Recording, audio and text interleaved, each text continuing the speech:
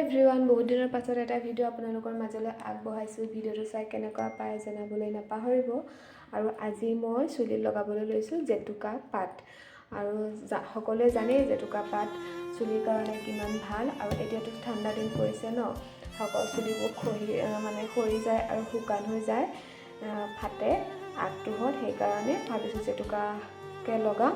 আৰু জেতুকা পাতৰ লগত লৈছোঁ মই এল'ভেৰা, তাৰ লগতে আছে জবা ফুলৰ পাত, লগতে কেইটামান দিম চাহপাত, আৰু সকলোখিনি মিলাই মই এতিয়া চুলিত লগাম। তেনেহ'লে চাই থাকিব ভিডিঅ'টো।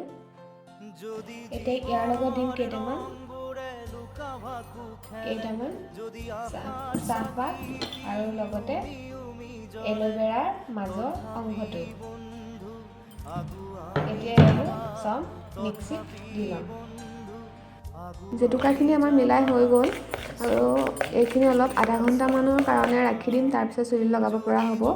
আপোনালোকেও লগাব পাৰে, চুলিৰ কাৰণে বহুতেই ভাল, বিশেষকৈ এই ঠাণ্ডা দিনকেইটা। আৰু আজিলৈ আহিছোঁ। ভিডিঅ'টো চাই কেনেকুৱা পালে জনাবলৈ নাপাহৰিব।